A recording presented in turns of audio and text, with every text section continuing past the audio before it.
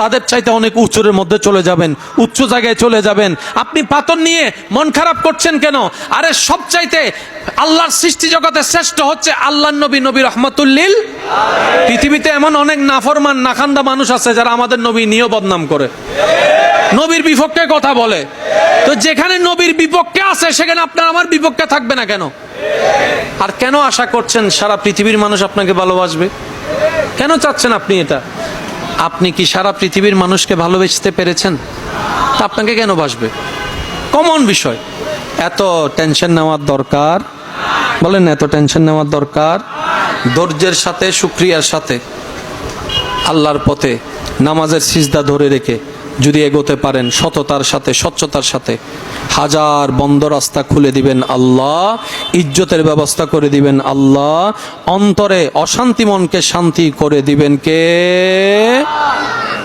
এগুলা কি মাথায় থাকবে ইনশাল্লাহ?